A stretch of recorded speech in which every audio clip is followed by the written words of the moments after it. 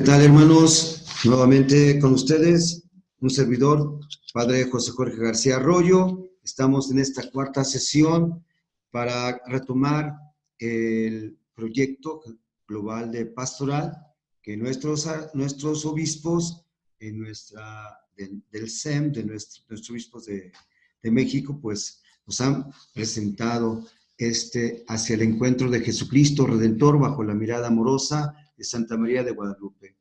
Y entonces tomamos ahora su método. ¿Cuál es el método que utilizaron ellos? Ver, juzgar y actuar.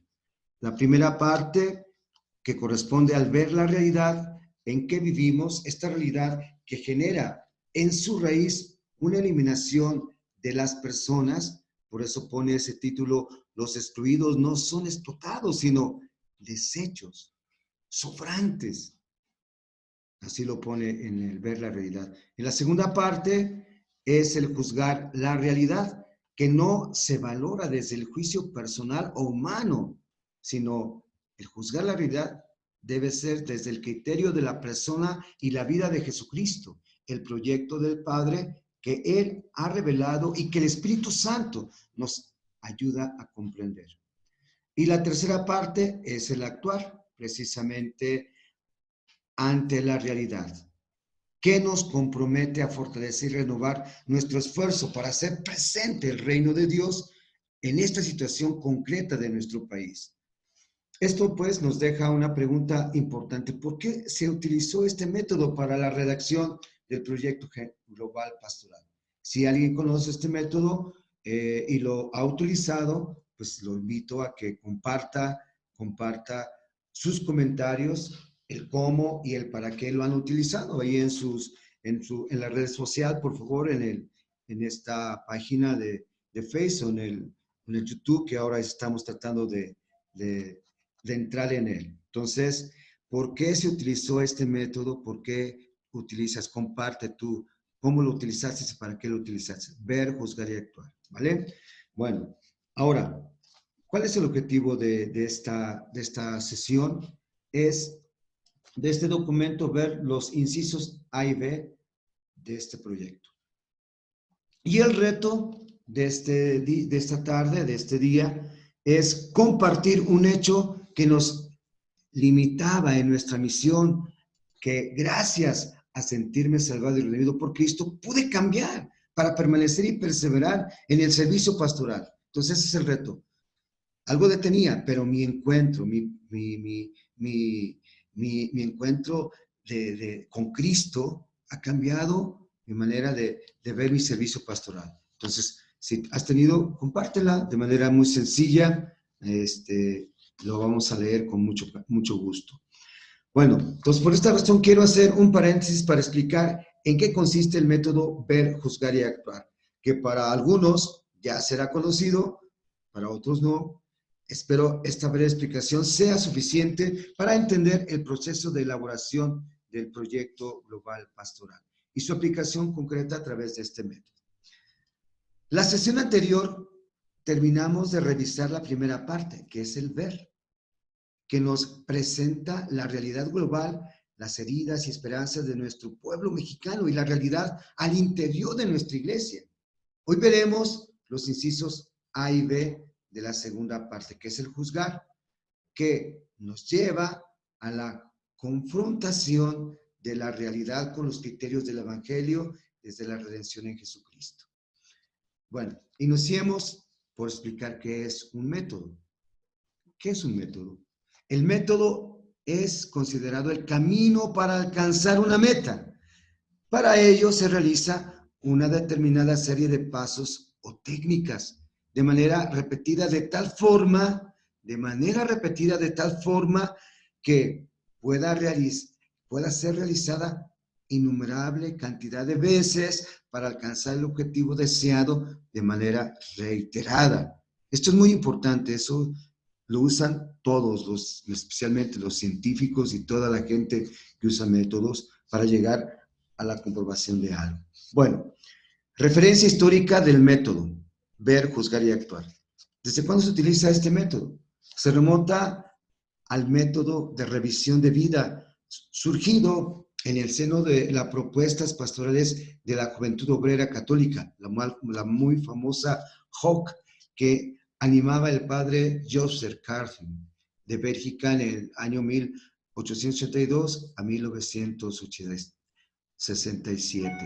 En la década de los 30 del siglo XX, se trataba de una metodología para la acción transformadora de los cristianos en sus ambientes y para superar el divorcio entre la fe y la vida. Entonces, el primer paso era ver, 4 cosas para ver. Se propone analizar un hecho de vida. Segundo, para ver, se busca las causas y se analiza las consecuencias. Tercer paso de ver. El acento se pone en la persona. En la persona. Y cuarto, su gran éxito fue el que representaba un método inductivo, porque partía de la situación, de lo particular a lo universal. Segundo paso es el juzgar. Entonces vimos el primer paso, ver. Segundo paso, juzgar. Tiene varios momentitos. El primer momento central, la revisión de vida. El segundo momento, tomar posición frente al hecho analizado. Tomar una posición frente al hecho analizado. Tercero, valorar positiva o negativamente este hecho. Siguiente momento, se buscan hechos similares en la vida de Jesús. Se buscan hechos similares en la vida de Jesús. Quinto elemento, se analizan las consecuencias del encuentro con Dios y la llamada a la conversión. Se analizan las consecuencias del encuentro con Dios y la llamada a la conversión. Esto es un paso importante. Y último momento de este segundo paso del juzgar, se trata de un discernimiento. Discernir. Eso es lo más maravilloso de este método. Y bueno, no se puede quedar nada más aquí en la mente, se tiene que actuar. Y el tercer paso es el actuar. Entonces también tiene 4 momentos. Se propone determinar aquellas actitudes en que vamos a actuar, en aquellas actitudes que las personas deben cambiar en sus vidas. Segundo momento, los criterios de juicio. ¿Qué criterios de juicio que deben ser, que nos deben transformar? Los criterios de juicio que deben ser transformados, los criterios de juicio que deben ser transformados. El tercer momento, los hábitos que son cuestionados por la palabra de Dios. Y el último momento, la acción que se va a desarrollar. Entonces, actitudes, criterios de juicio, hábitos y acciones a desarrollar. Entonces, el método ver, juzgar y actuar será un instrumento útil y colaborará para hacernos vivir más intensamente nuestra vocación y misión en la iglesia en la medida que nos ayude a ver a Dios, a dejarnos iluminar por Él y actuar en Él, que hace nuevas todas las cosas. Él va a hacer todas las cosas nuevas en nuestra vida, además de ayudarnos a celebrar, evaluar nuestros proyectos pastorales. Bueno, entonces espero que haya ayudado esta pequeña explicación. Pasamos entonces a la segunda parte de lo que estamos ahora estudiando, que es del número 87 al número 134. Ojalá lo puedan bajar de internet, se puede bajar de internet. Si no, bueno, pues aquí, si alguien quiere alguna copia, se la podemos proporcionar, pero hay que leerlo. Bueno, ¿qué dice esta segunda parte? Interpretamos, dice el documento, interpretamos y juzgamos desde el acontecimiento de la redención de nuestro Señor Jesucristo y desde el acontecimiento guadalupano. Hoy solamente veremos, bueno, ahí vamos, ahorita vamos con despaces. Presupuestos. Habiendo contemplado la realidad con ojos de pastores, dicen los obispos, constatamos que en el centro de la transformación que nos ha traído este cambio de época hay una profunda crisis antropológico-cultural, con muchos rostros y expresiones, con más fuerzas y convicciones, con más fuerza y convicción creyente que nunca. Queremos ahora afirmar con corazón y mente de pastores que para nosotros, fíjense lo que dicen nuestros obispos, el misterio del hombre solo se esclarece en el misterio del Verbo encarnado. Cristo, el nuevo Adán, en la misma revelación del misterio del Padre y de su amor, manifiesta plenamente al hombre, al propio hombre, y le descubre la sublimidad de su vocación.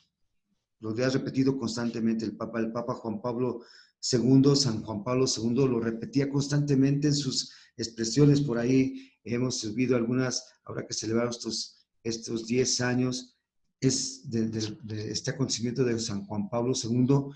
Es maravilloso ver las expresiones de él, todo lo que decía de Cristo con todo su corazón.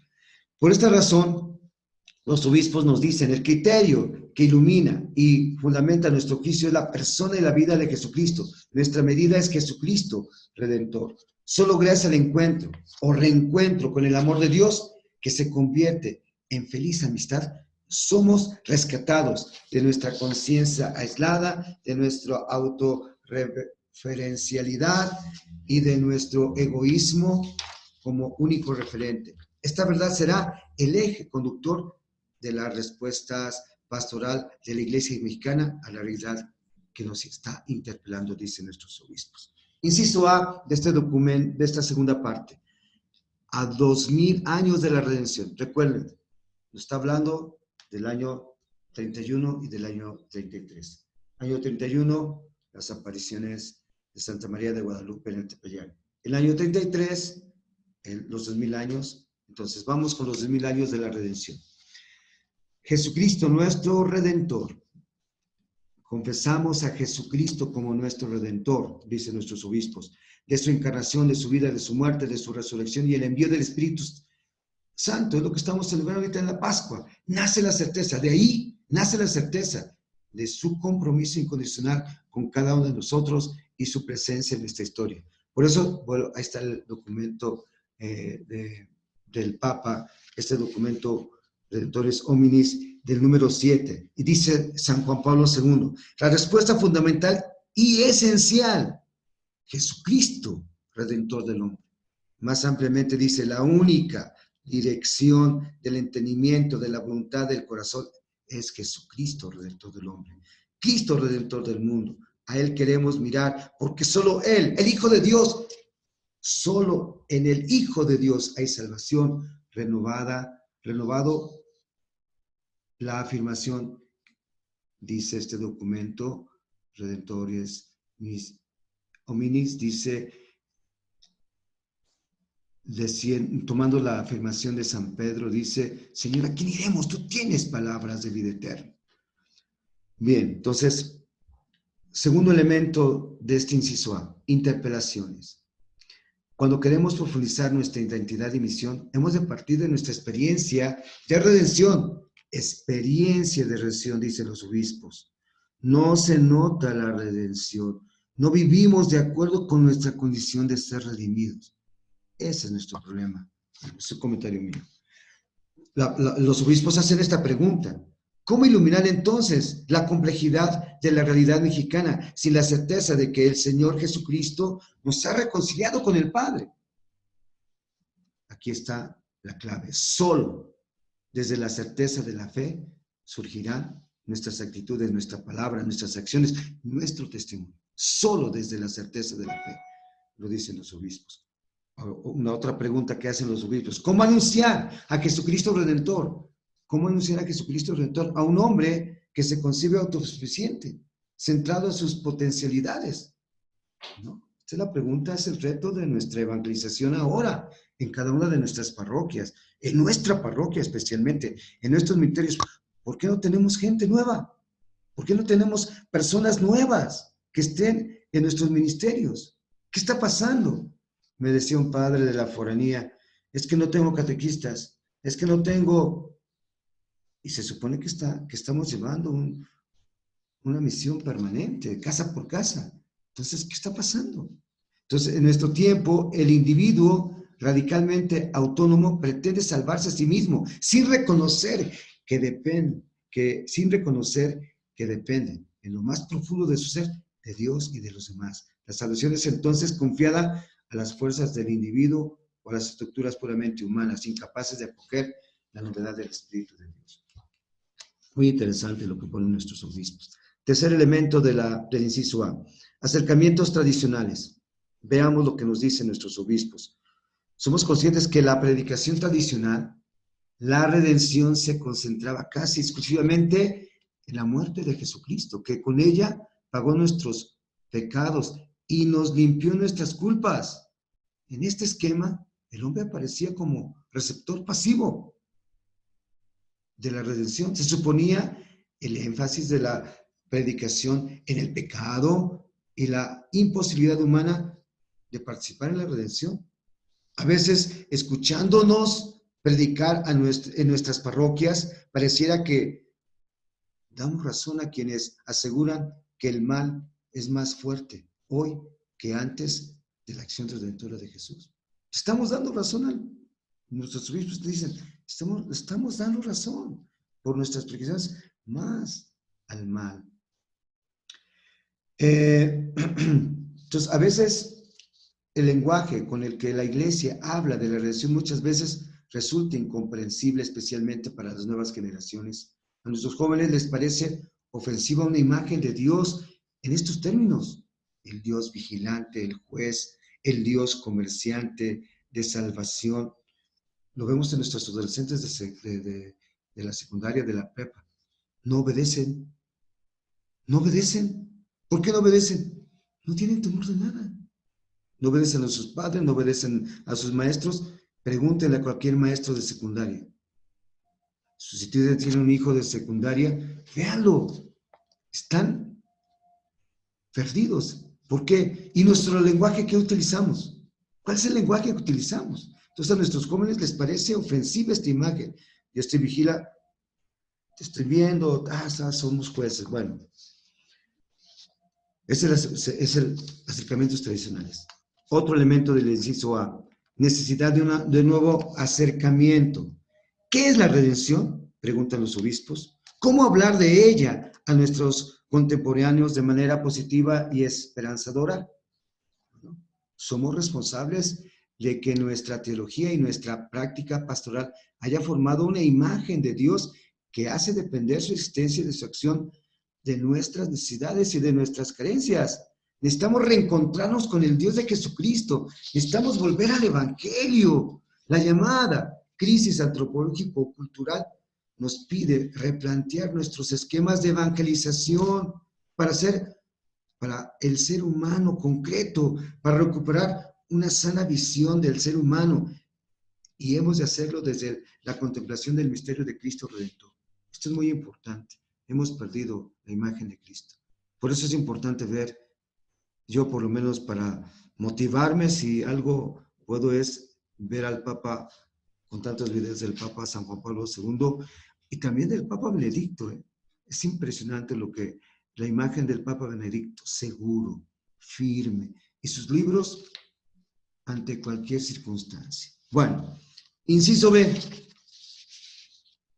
el misterio de la redención. ¿Qué nos dicen los obispos acerca del misterio de la redención? La redención de Jesucristo no se reduce al momento de la entrega de su vida en la muerte en cruz. El acontecimiento es todo redentor. Y esto no es parte de nuestra cultura. Yo lo entiendo, no es parte de nuestra cultura. Pero no hemos sabido los otros, bueno, como predicador, como sacerdote, no he sabido contagiar esto.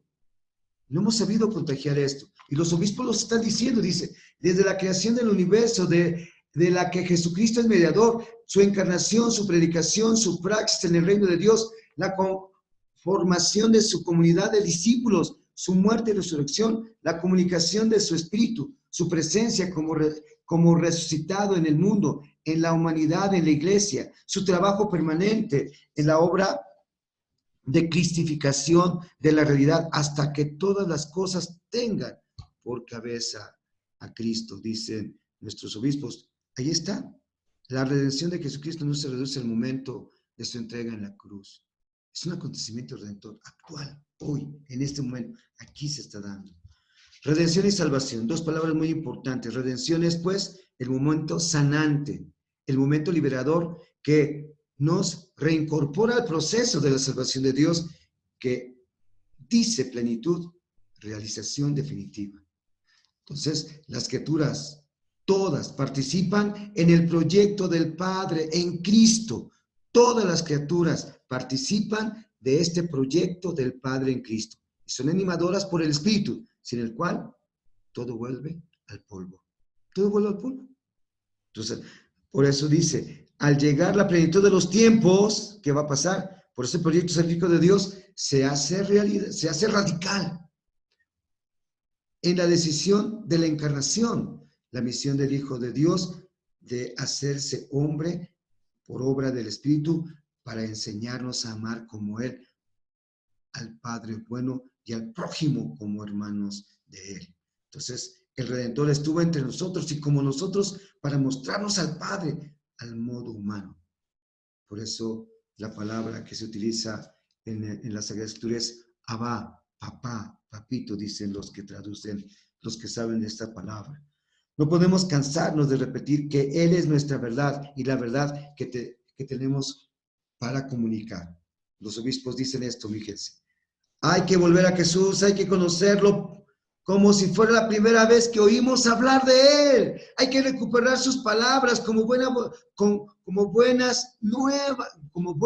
y nuevas, dicen los obispos. Hay que redescubrir la pasión que envolvió a aquellos primeros hombres que lo escucharon y que transformaron sus vidas por Él, en sus palabras vivas y frescas.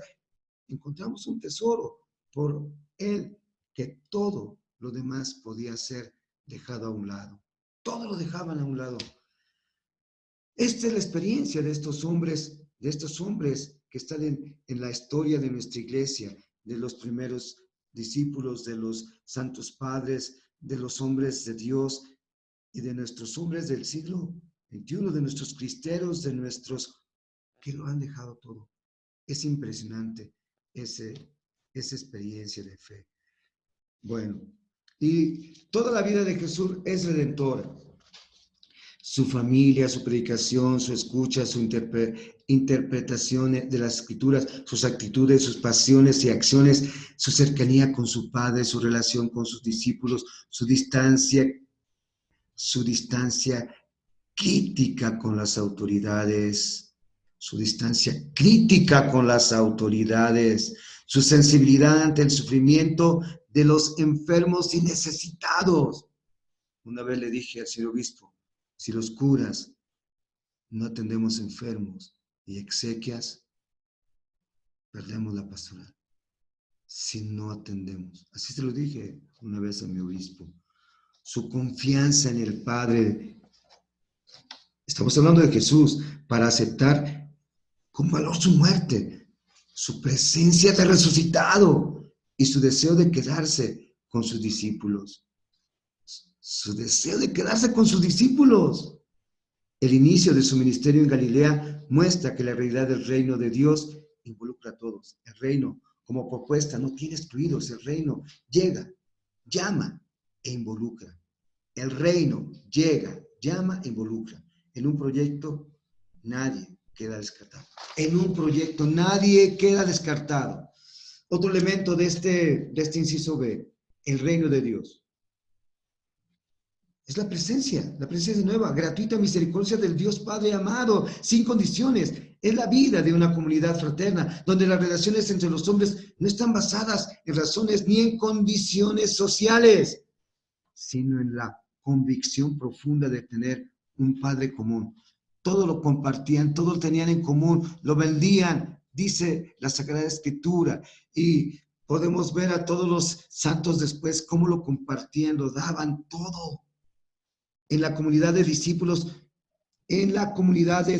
nos enseña, dicen nuestros obispos, que los miembros del pueblo de Dios han de sostener al titubeante, preocuparse por el pequeño, buscar la oveja perdida, corregir y reorientar al que se extravía, orar juntos y perdonar de corazón. En la era del reino, quienes aspiren a ejercer la autoridad han de convertirse en servidores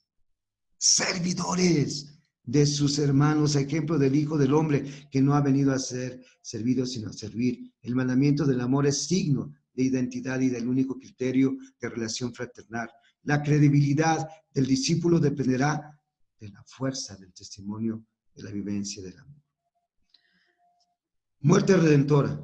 Jesús murió como vivió, dándose como pan compartido en el amor que vence la muerte. Por eso es redentor, el amor de la vida donada, de la vida compartida y generadora de más vida.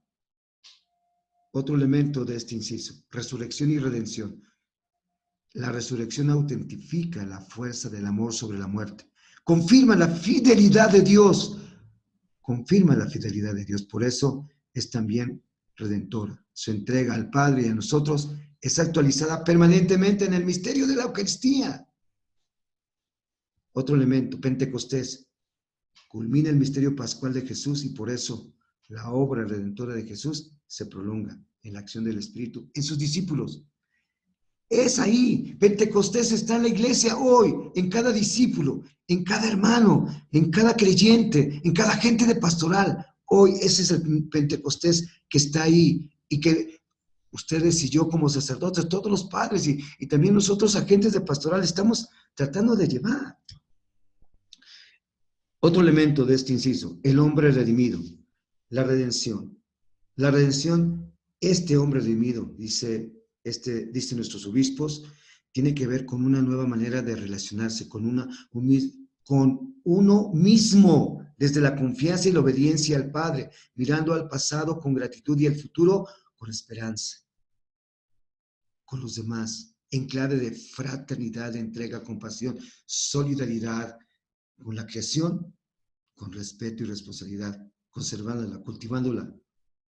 Este documento del Papa Francisco que precisamente nos ha expresado la casa común, esa casa común es maravillosa, que también la tenemos aquí.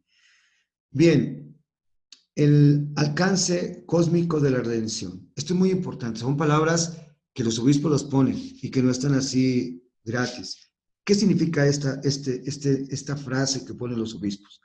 Ellos dicen, la redención de Jesucristo no se agota en lo humano, sino que alcanza la creación entera, nos desborda y se extiende hacia todas las criaturas.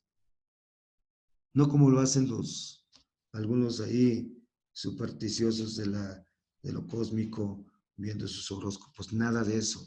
Es algo más grande, más grande. Es redención, es salvación.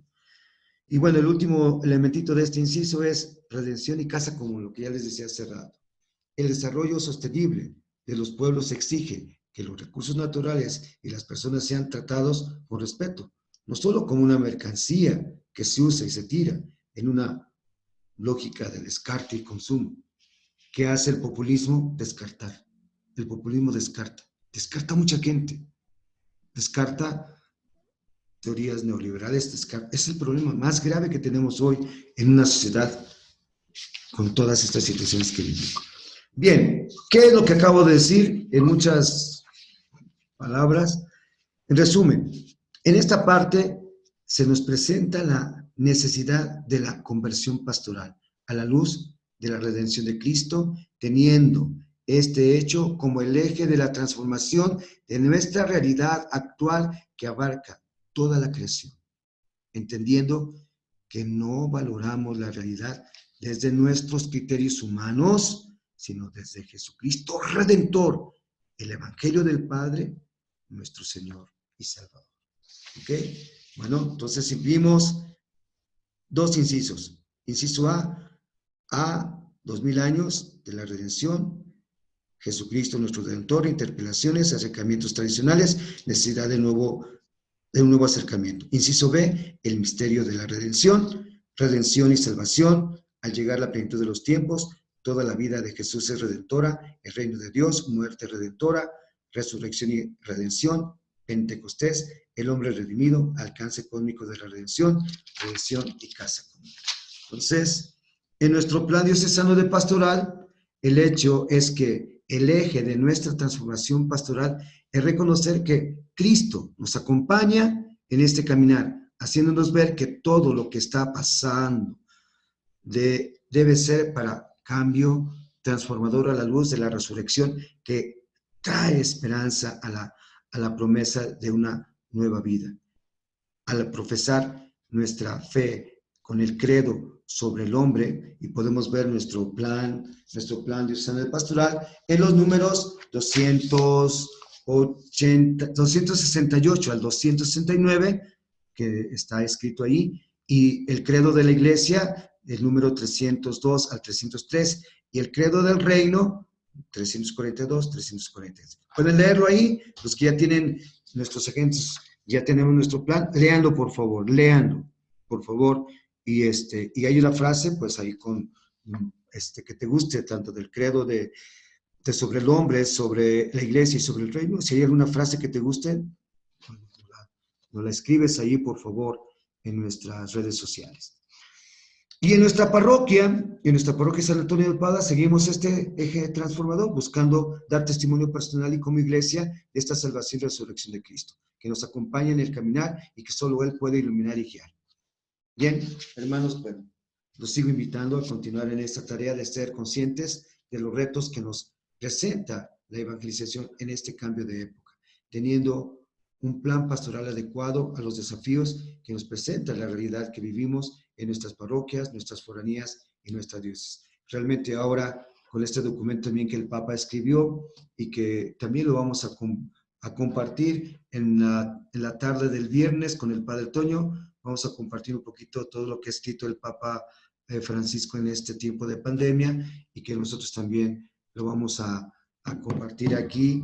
Y pues es un poquito esta situación y que sobre todo el Papa Francisco lo tiene muy claro, ¿no? Este documento que escribió, La vida después de la pandemia, así se llama este documento, La vida después de la pandemia, y el prefacio hecho por el cardenal Michel Semmi. Bueno, pues ahí está. Y los sigo invitando pues a que hagamos nuestra tarea.